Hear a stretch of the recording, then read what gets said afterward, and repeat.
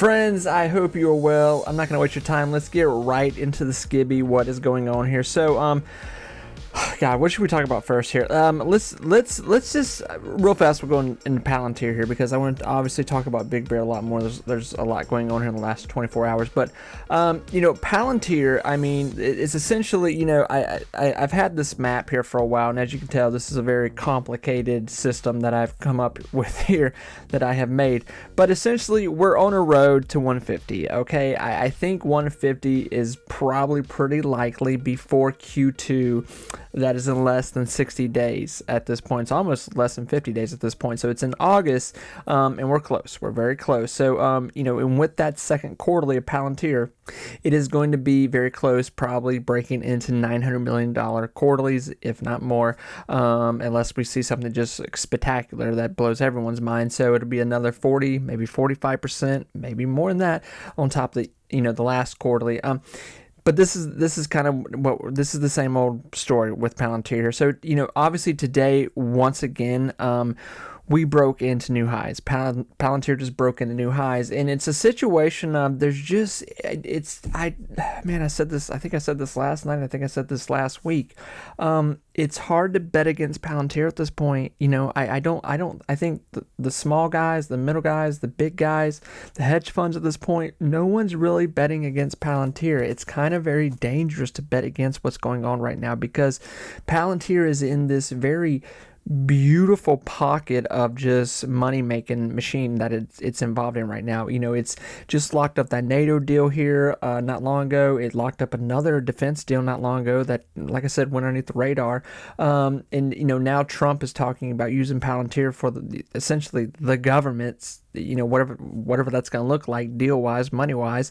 And two, this whole Golden Dome situation is still unfolding, and we don't have a lot of details of who and what's going to be a part of that, but we just know it's going to be a lot of money that's going to be going on for a long time and probably going to keep getting more expensive. And there's no doubt that Palantir will be a part of that somehow, obviously.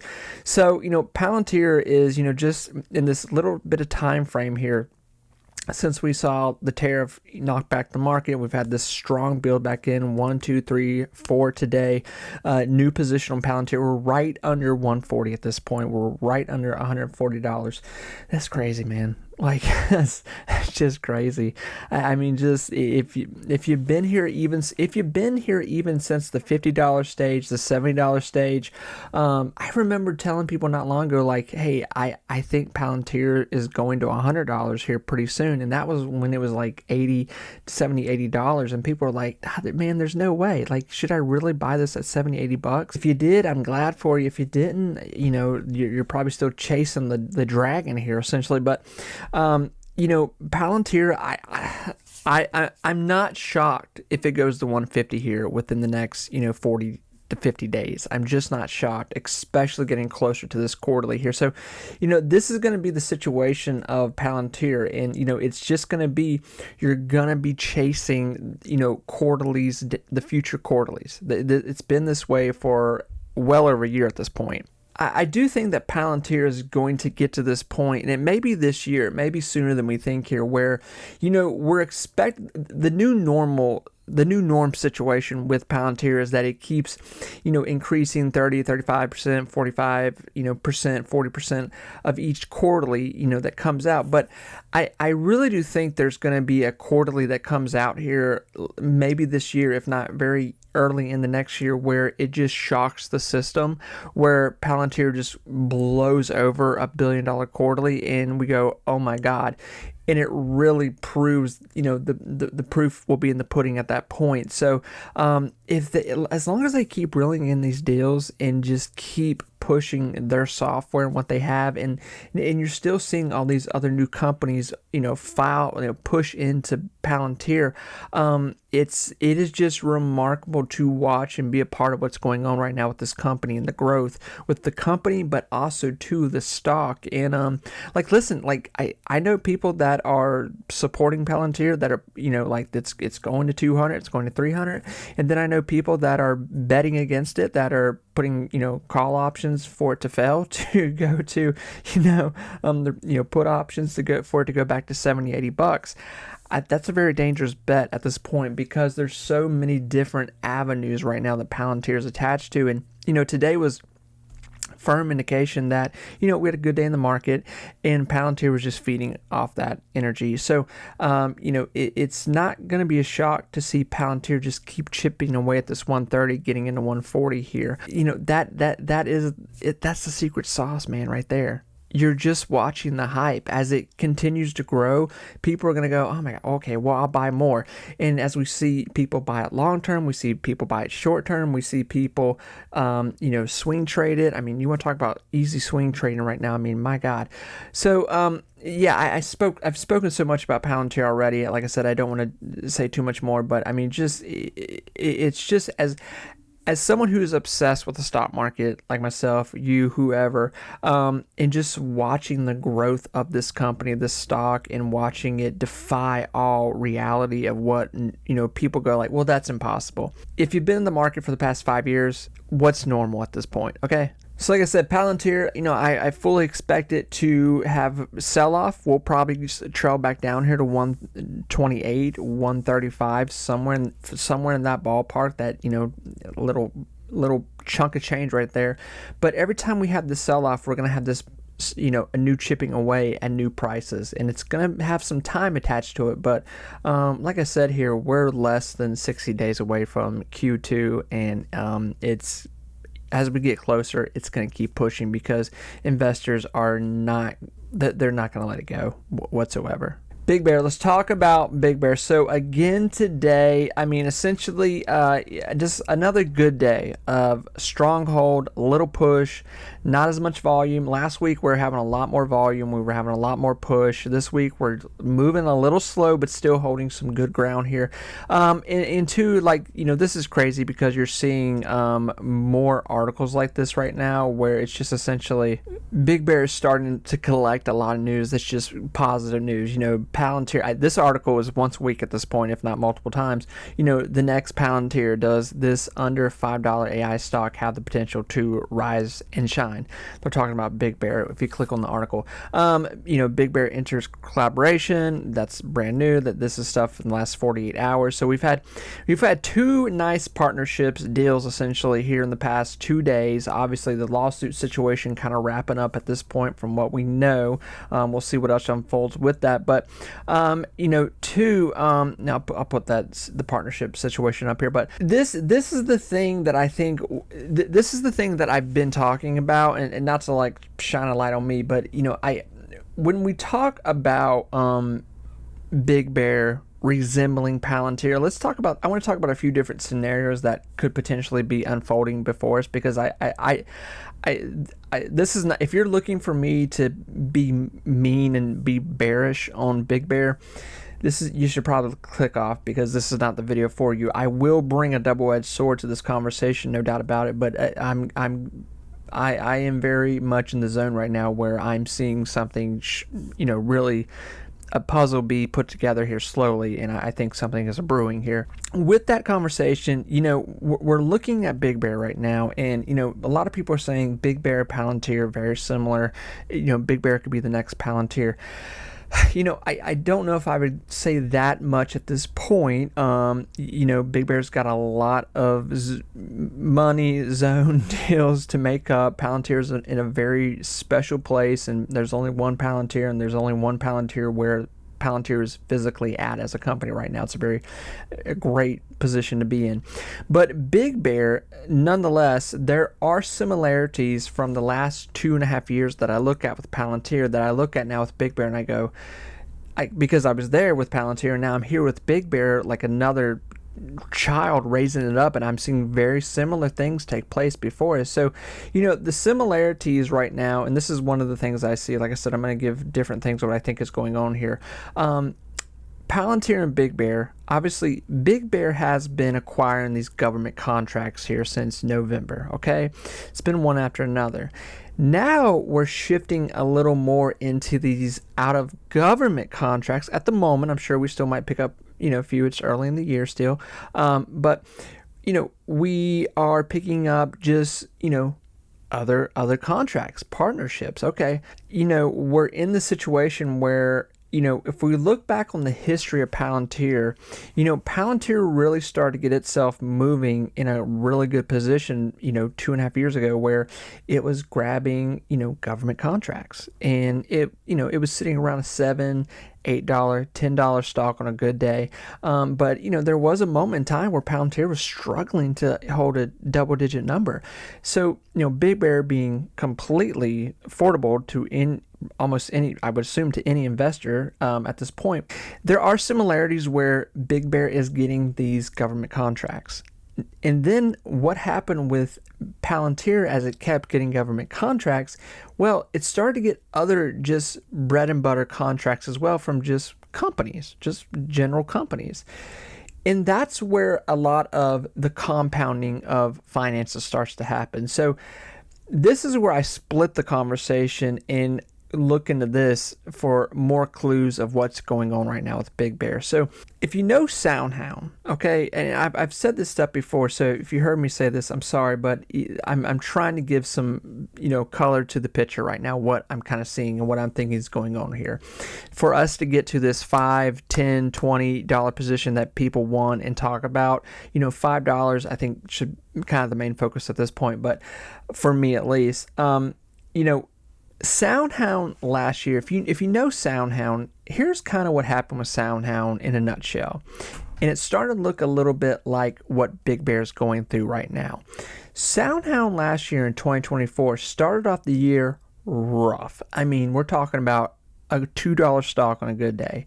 Early into the year of 2024, SoundHound started to pick up deals. Little deals, medium deals, nice deals. Then they started to get a lot of attention. Okay, and of course they had that whole investment from Nvidia. Then there was a moment in time where things kind of went dormant, kind of went quiet. In the middle of the year, the stock really started to pick up because they were getting some very nice deals. Quarterlies were coming out, they were improving. They weren't great, but they were improving nonetheless. So by the end of 2024, SoundHound had massively improved in its revenue. By Q3, it was like, whoa. Then when Q4 came out, and even before Q4 came out for last year for SoundHound, the stock had ran from $3 to $25. Okay, then it shot back down into kind of where the range it's at right now over time. But SoundHound, had this year where we were just watching. The point of the story, what I'm saying here is that it took a minute. It took time for SoundHound to get to some really big numbers towards the end of the year, because the whole year, SoundHound was just gathering up deals. It was just deal.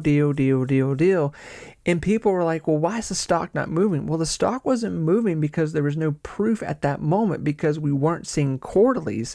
And by Q3, those deals really started to show up. By Q4, SoundHound had the biggest quarterly in the history of the company.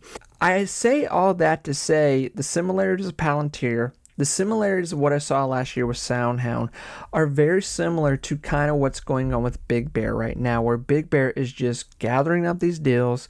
They're going to eventually show themselves on these quarterlies, and it may take till quarterly number 3 later in the year for something to really get a brew in here. But nonetheless, listen, the first thing you want to look at when you're investing in a company is that company making money? Are they getting deals? Well, that's a big check for BigBear here. So, when we talk about the short moment here of time that we're looking at with BigBear, we've got these climbs that have already proven themselves here. We got 1, 2, 3, and the wall now here, trying to get back into this $4 range here. I do believe that we will break through $4 here sooner than we think. Now, because as long as the market can stay steady with, no more drastic, terrible days in the market, which I don't, at this point, I just don't know that we're going to see that. Things are going pretty well at this point. Investors are here. They want to push, they want to make money. And I think that's what's happening here. So BigBear, nonetheless, right now is in this position where it is trying to break back into $4. Now, last week we were well into $4. This week we're struggling a little bit, but in this moment of time we have right now, we're still in good, healthy position. I do believe this 370 to 380, even after hours here, Big Bear's, pushing back up into a 380 zone. I think it's like at 385 now, but, it's trailing around there.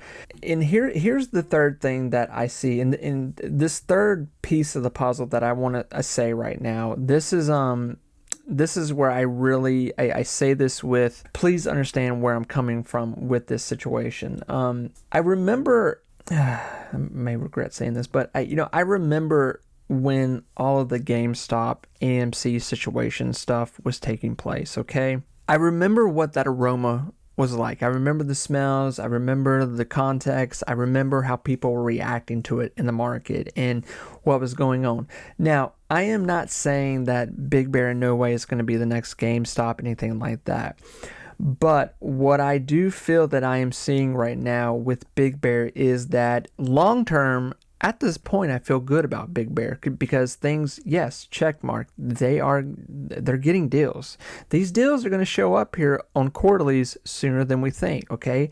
And that's going to be proof in the pudding. Okay, there's that argument right there. They're going to keep paying off debt. Good, great, grand.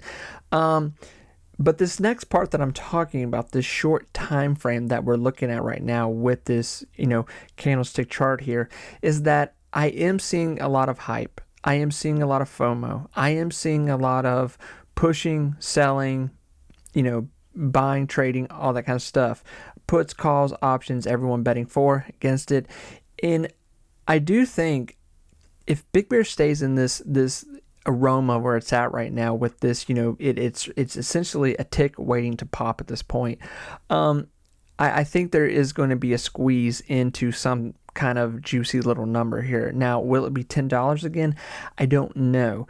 But what I do think is that there is Big Bear is getting very popular. It is like from when I first started talking about Big Bear back in November, and I don't say this to look at me. But I don't think anyone was talking about Big Bear back in November. Like, I don't know that any YouTubers, I really don't know. If anybody was, great, but I don't think anybody was talking about Big Bear. Now, Big Bear is all over the place. Everyone is watching Big Bear right now. It is a very popular little stock. It's a conversation piece. I have people bringing it up to me. Everyone's looking at it. They're watching it. So don't be fooled to think that there's obviously a lot of negative comments. Trust me. I see them. I get them. It's all there. But I would say there's a stronger army right now with Big Bear who are pushing it, who are going to, people who are waiting in the sidelines to see if volume really gets kickstarted here. They're going to jump in even harder. So I say all that to say the future of Big Bear, I'm getting more in the place of where I feel very confident that Big Bear is going to be sticking around here for a while. And one of the main things that brings me comfort with Big Bear in the future is that they're wrapped up with these defense contracts with the government, okay? And what do we know is about to be spent? We know a ton of money is being spent and is going to be spent on defense here over the next 4 years, okay? Guaranteed. With that too, now Big Bear has these tentacles out where they're getting these other contracts that are essentially from other companies. Good. Great. Fantastic. If this keeps happening, these deals, these partnerships keep happening, we're going to have this moment this year where Big Bear releases a quarterly where it is, it's a beautiful quarterly. It may be the biggest quarterly they've ever had, and the stock is going to react to it. So friends, right now in the short term, yes, we're all wanting Big Bear to get back in this $4 position, $5 position. Can we break into that? The aroma is changing quite a bit. From last week to this week, we're seeing the aroma change quite a bit with Big Bear. It's being talked about, more popular now. It's like I said, it's very popular. It's getting a lot of attention. So I hope, I don't know, man. I just, maybe that'll help someone. I don't know. I'm right here with you. I've got a lot pushed in Big Bear myself. So, listen, when I started putting money in this stock 6-7 months ago, I did not expect the progression of this company to be so intense in such a short time. Okay. I really didn't. And for it to get as popular as it has gotten, it is a very popular stock at this point. So, friends, I'm going to shut up now. I wish all of you the best of luck. I will talk to you soon. And, I think we're going to do good here. I think we're going to do real good. Take care, everyone. Bye-bye.